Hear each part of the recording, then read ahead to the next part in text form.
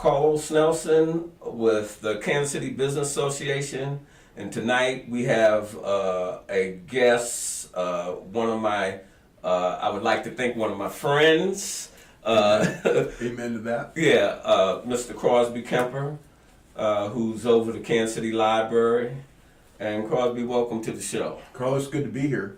I'm happy that you were able to put this on your schedule. I know you're a busy man.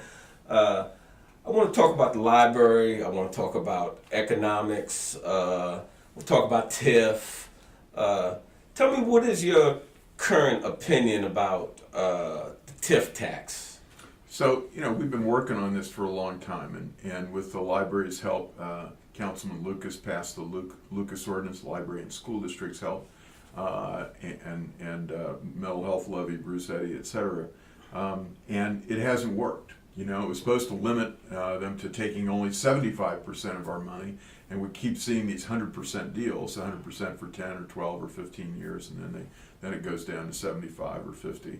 But by then the damage is done. I mean, in my lifetime, all the deals that are being done today, I'll be dead when we get out of the 100% level. So it hasn't worked, and so now there's something that we support, that the so-called petitioners or coalition on the East Side group that includes the NAACP and the Teachers Union, the school district, the library, the mental health levy, etc. We have supported the petition that they've tell our audience what that petition is about, because they don't know. We're gonna put on the ballot, and it's gonna be on the ballot in June, the second mayoral vote and council vote. 50% limit on all the TIFs, unless of course the taxing jurisdictions agree to more, which sometimes we will if there's a real test, a but-for test, that it wouldn't happen without the full support of the library and the school district. What kind of dollars are we talking about? Well, I believe that today, if you add up all the subsidies, the tax subsidies that the city gives to developers, we're talking about somewhere between $150 and $200 million a year. That includes the city's number is about $100 million in TIF and abatements. But then a majority of the money actually comes from the other taxing jurisdictions. Plus, you've got things like the bonds and the Power and Light District, which goes between 15 and 20 million, depending on how much sales tax they get a year. The payoff on the Citadel, the money that the city borrowed from the airport originally, and now is borrowing from the water department to pay off an audit of TIF where they hadn't put enough money into the TIF. So there are all these things that the city never includes but needs to include in the real cost of these. Their real budget, not the fake budget. Yeah, not the fake. I'm getting like Trump. There's fake budget. There's a lot of fake news around this. A lot of fake news. The city created this report on tax subsidies. They got something called the CDFA to do this, which is the Association of Development groups inside the city, and which is supported by some of the law firms in Kansas City. It's a national organization, but some of the development law firms actually subsidize it. And of course they came up and said it's really positive. All this is. How do you think that affects the African American community? Well, look. So here's what happens. They take tax money and they give it to the developers, who are almost all, 99.999%. They're wealthy, they're white. Many of them live in Johnson County. Majority of them probably live in Johnson County, and that money comes from the library, the school district, the mental health levy, etc., which is social service money that would be used significantly, not completely, but significantly on the east side for poorer people, for minority people, etc., people who need help in the community, right? And it comes from the average Kansas City taxpayer who's making, as an individual, $29,000 a year, or a family of four, typically $48,000, $49,000 a year. But it goes to people who are multimillionaires. And that's what I didn't understand. How are you going to be putting money on the plaza, right, when 27th and Prospect is broke down. Amen. Amen. So originally TIF was created in order to help blighted areas. So yeah, absolutely, for areas east of Troost, commercial areas east of Troost that need help. And of course, where it's ended up, it is all in a corridor from Main Street to State Line, from the river to the plaza, basically all. All right, I want to switch gears. Tell our audience a little bit about what the KC Library is doing in our community, 5th District, 3rd District per se. So a couple of things. We went out for a levy increase, and with the support of the African American community, we passed it 84% of the vote, support of everybody in the community, basically, but certainly the African American community. And we promised, and we are delivering on our promise, that we were going to renovate our East Side libraries. That's a substantial portion of what we're going to do. We're at work right as we speak. We're working on the bathrooms in our libraries on the East Side, because that was one thing that really needed immediate attention.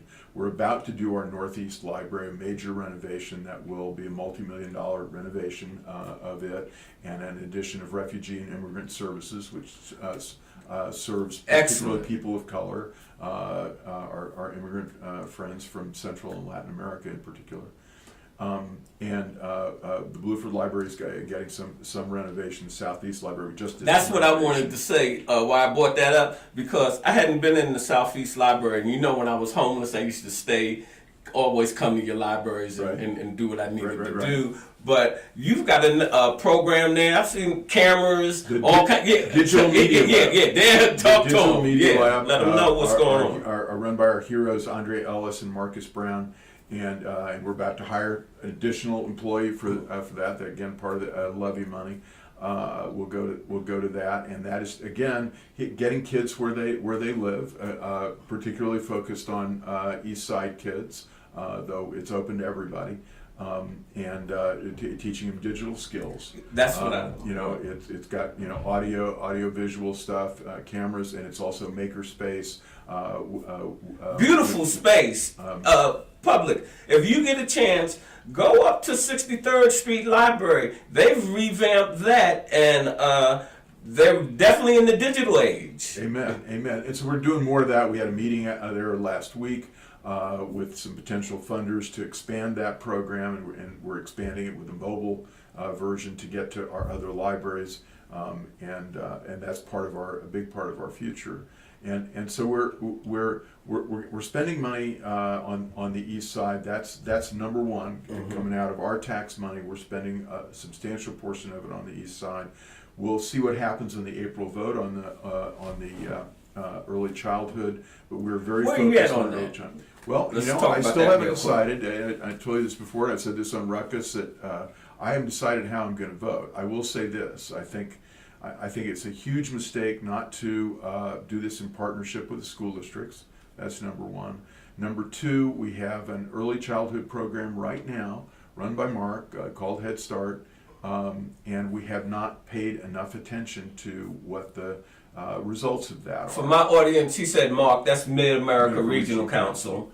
And we've gone at this in the wrong way, and so it could be better done. It may be the only time we're going to actually get $30 million for early childhood, so I might vote for it. But the opposition of the school district means a lot to me. We partner with the school district. It is our most important partnership, and to exclude them from this was travesty, a major mistake on the city's part. And we've rushed into this, I think, because the mayor wants to get it done before his term is over, and I understand that, and I appreciate the fact that he wants to do something for kids, and we've worked with him very closely on reading programs and whatnot. But I think this one is. What do you think about the accreditation? Well, here's the problem with accreditation. Accreditation is focused on a lot of different things. It's not focused enough on reading. It should be focused more on reading. The key skill for everyone in our community is reading, and we're not doing a great job with that. And we should be more focused on that. than we are. So the school district gets overly focused on specific things that it can do to get accreditation rather than on the things that in the long run, well, you and I were talking about vocational education. The school district needs to do more. We're trying to push, we need more. I think we should have at least 2 Vogue Tech centers here. We have another show called Contractors Corner, and we don't have a absorbent amount with all the development going on here. So here again, is this where the way we do development in Kansas City is screwed up from a social point of view? So how about this? We're doing a lot of building in Kansas City, and forget for a second the racial component, but this has an effect on it, and class component, if you will, income level component. If you go to any of the big job sites, go to the convention center hotel job site and look at the license plates on the cars that are parked for the contract for the workers, for the construction employees, and they come from outside of Kansas City. We're not creating enough jobs in Kansas City for any big project to be 100% or even 80 or 90% Kansas City area employees. And there's your VOTAC question again. We're not creating folks with the skills. They have to come from Arkansas or Oklahoma or Nebraska or wherever Well, whose fault is that? Well, yeah, I would start by saying Yes. the city and the county, and the cities and counties should be focused on this. Mark ought to be focused on this, the America Regional Council. I would say the Civic Council and the Chamber ought to be focused on this. What do you think I'm glad you brought the Civic Council up. What kind of job do you think they're doing on leadership? Okay, so I'm gonna say 2 things about that. First thing I'm gonna say is, in recent history, they've not done a very good job. They've been absent from public life, I think, in a big way. They've focused on supporting a couple of specific endeavors, like the life sciences tax, which was a bad idea, I think. But that's changing, I think. There's a new executive director, Mark Hill. He came from Nashville. That's what I was going to ask you. What was his background? Yeah, Let he our came from audience Nashville, know. where they're doing more of the stuff that we're talking about and getting it right. It's been a dynamic city over the last decade. Bill Gautreaux, who's the chair now, is an entrepreneur, very successful entrepreneur, and there are others like him on the Civic Council. And they're focused on KC Rising, which is about jobs and quality jobs, and also about some of these racial and class distinctions that are a problem in our city.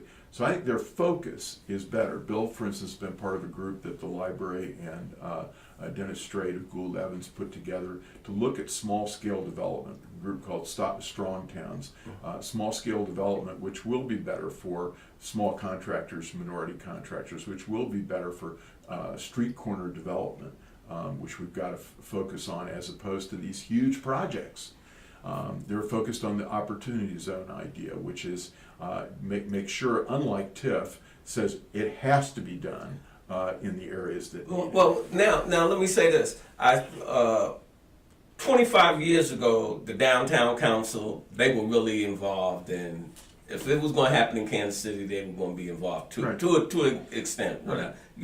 And now I see any development that really is going on in the African American community, it's really the city is picking up the bill for the most part. You got the new Sunfresh. Right. Right. It's all tax subsidy. Yeah. Right. And the new Sunfresh is fine. It's good to have a grocery store there, et cetera. There, more activity. I'm not sure. The city's also subsidized the Aldi's that's 7 blocks away. We need those things in our community, but where's the business community? Well, exactly. So, they've sort of disappeared from this. The Convention Center Hotel is a good example of this. The Convention Center Hotel that we built in 1985, it's now the Marriott, actually the civic community put a lot of money in that they knew that they were going to lose.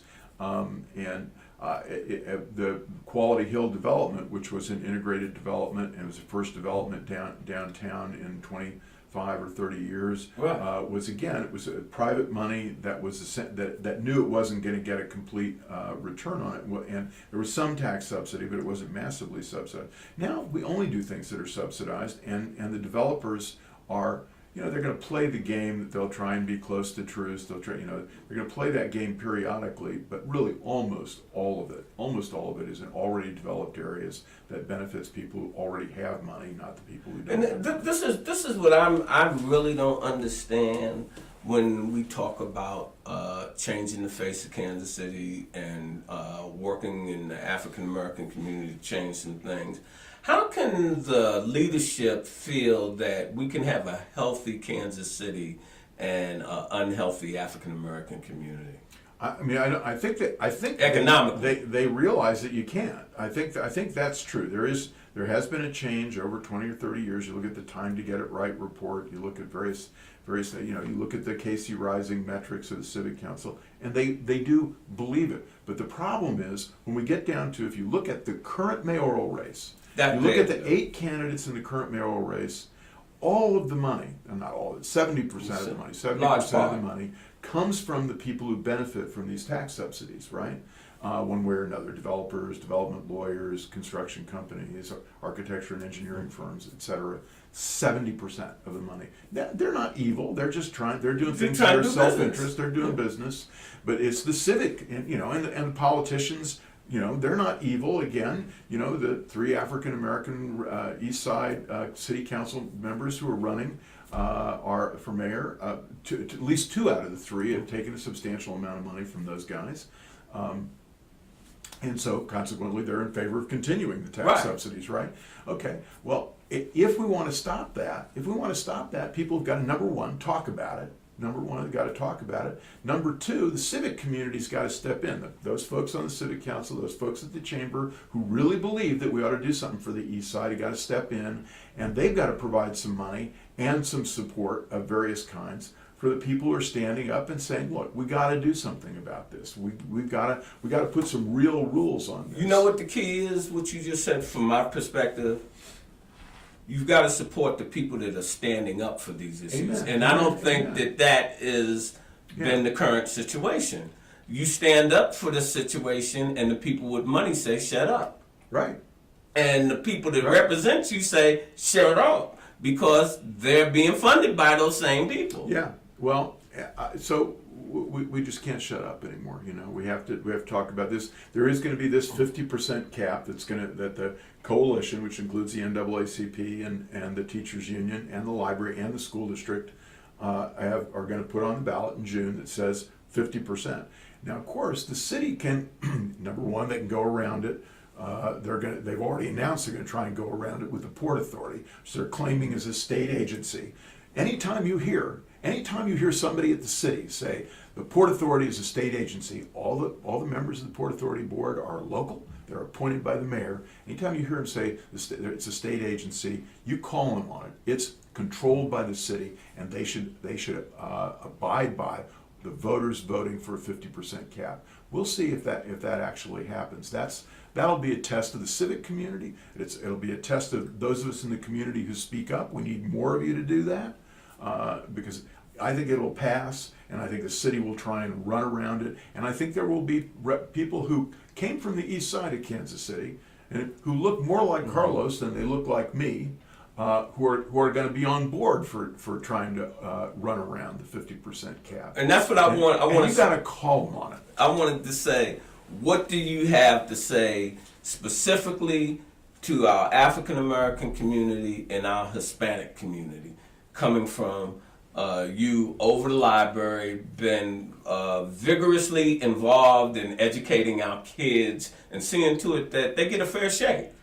Amen. Well, we've got to stand up and be heard. I keep saying, if you look at the issues, where the issue of affordable housing and the issue of eviction is an issue right now in the mayoral campaign, and I think the library helped make it an issue, both those things an issue. The sewer and water rates that have gone. That's going to go through the roof. We have a regressive tax system, and then add sewer and water on it. If you're working poor, if you're working poor on the east side, we're also, you'll know, spending $1 billion over the next 10 years on the streetcar. The total will be $1 billion. Some of your sewer and water rates, by the way, are going to moving the utilities for the streetcar, right? That comes out of the water department. That's why your rates are so high for the streetcar, which not doing anybody on the east side any good, right? And that's the city. The city is focused on the wrong things, and that includes at least a couple of our east side representatives. So, Well, who's the influences in the city? Of course, we have the mayor, but again, I go back to the downtown council, because the mayor and all the politicians take their orders from the businessmen at the end of the day. I think taking their orders a little too strong, but the huge influence of the chamber, the civic council, the downtown Diplomat, council, who Mr. are Crosby Kemper. Yeah, well, I got. Yeah, I understand. I go to dinner with them, so all right, I go to lunch anyway. But and they're not evil. They're not No, evil. they're They not. want to do the right thing. But you know something? Among other things, we got to stand up and tell them what the right thing is. We got to show up at some of their meetings. Things change when you show up. They wanted to do 100% TIF on top of what had already been a 30 or 40 year 353 in the city market. The developers did, right? And I got the then superintendent to show up with me at the council, and we got it reduced. But see, to when 50%. you show up versus when I show up or my people show up, those are two different show ups. But I tell you, and that, okay, it's reality. It's true. It's true. Though I tell you what, they don't listen to me that much anymore. They go to the other side of the street when I'm walking down. But you know what really affects, because they don't hear, the city council doesn't hear a lot from a large number of people ever, and when they do, it makes a difference. We need to show up at city council meetings. But it's by design. And I've said this 100 times. A lot of times since I've been in Kansas City, just like the stuff going on in Vine, they're like, we're having a meeting at 12 o'clock, 10 o'clock in the morning. My people are working. Yeah. How they gonna come to a meeting? Yeah. 60% of the city council votes are done under an emergency structure. So that they only have to have one meeting. So you don't get notice of it in advance. Something like 60% of the votes. We ought to change that. What's that all And about? what I want to say, what we talked about off camera, and this is where I'm putting this to the downtown council and all you rich businessmen. You need to take a page out of John F. Kennedy's book. Not what your country can do for you, what you can do for your country. And you talked about that off camera. You said that your family has been privileged. Right. And you understand, and your family, your dad, your grandfather, or whoever, I forgot who you told me, talked to you all about this. Yeah, my dad. It's much expected of you. Yeah, to whom much is given, much is expected. And some of these people have forgotten that. Yeah, no kidding. Yeah. Well, I think that I will say there are a lot of very charitable, very philanthropic people in the business community, and they give a lot of their money away. But they've got to refocus a little bit on where they give, how they give, and where it comes from. They can't constantly be taking from the taxpayers and constantly be taking from the social services that are provided on the. You see what Trump's doing right now for this wall. What he's proposing, I don't think it. But I'm going to take from education. I'm going to take from here and there. And how do you expect us to be competitive on the world stage with our upcoming youth when you're just taking away their opportunity for dollars and cents? We can't be leaders in space, leaders in technology, and leaders in the world if we're not producing leaders. Right. Well, we could go through each line item on the federal budget and argue about it. But number one, I completely agree that we are focused on the wrong things. We are focused on our thing. The wall is, we need to protect our borders. Oh, without a doubt. But the wall is an incredibly expensive way to do that, and the largest number of folks now are coming as refugees from Central America. And the first and foremost thing we ought to do is structure economically our trade and our engagement with Central American countries so that they advance economically. because they won't be pouring over the borders. the Mexican economy's grown to a significant degree. They got problems right now, and we could go into that too. But more and more of the refugees are from Central America because those countries are, with a couple of major exceptions like Costa Rica, are failing. And they're failing because they've got dictatorships running them. Guatemala's been a mess for years. El Salvador and Nicaragua. Have you visited Not been any of the Central. Latin? Oh, no. I haven't.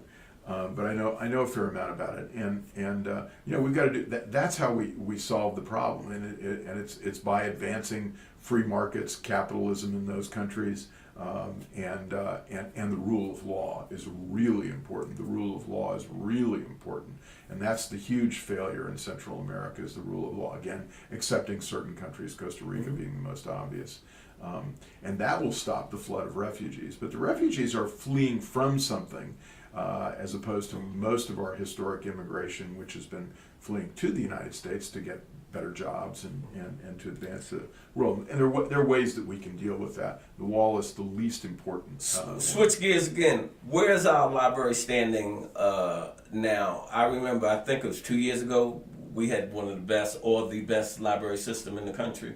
So there are different ways to measure it, but we're a 5-star. The Library Journal has a ranking with about 13 or 14 components to it. We're a 5-star library. There are only, I can't remember the exact number, but something like 9 or 10 in our category that have 5 stars. There are really only 3 urban libraries, primarily urban libraries, without a big concentration of suburban library. Seattle, Cleveland, and Kansas City that have the 5 stars, and I'm very proud to be a colleague of the Marcellus Turner, the Seattle librarian, Felton Thomas, the Cleveland librarian. They are really great libraries, and we're at their level. We're in Cleveland. We have What's Up Cleveland.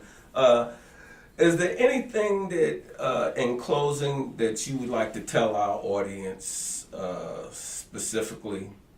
Well, I'd say 2 things. One is that education is the most important thing to advance in the current world, and really in modern civilization, but particularly now with technology being so important. Education is the great leveler there, and the equalizer. The equalizer, and reading is the core of that. And then the second thing is, pay attention to your library, because we're doing, not only are we doing great reading programs, we're making available information, good information, not fake news, to you, but we are devoted, this public library, the Kansas City Public Library, is devoted to every community within the Kansas City the metro true area, diversity of Kansas City, and we're bringing programming to you that represents that. I like that diversity. you're digitizing, and you're really moving in the direction that the world's moving. I remember when I used to come and get disc books in the disc. Now you've got the latest everything in that library. We're check out. We're streaming. We're doing everything digitally we can, including digital education. Things like the Career Online High School for people who've dropped out of high school. You hear that? You people that don't have no degree, go to Kansas City Library. Come to the library and talk to us. We're trying to expand that program. And digital certifications. It's a VOTEC, digital VOTEC. We're doing that. Didn't know that. Yeah, and that's really important. And so the library's doing more formal education. We're doing it with the community colleges. We're doing it with the school district and the charters. And we're going to play a major role in that. Everybody needs to know about that. Right, it's a pleasure having you on the show, Crosby. Carlos, and, as always, great to be here. We look forward to working with the Kansas City Library in the future. So that's what's up in Kansas City. Ow! What's up, Kansas City? This program is brought to you by the Kansas City Business Association.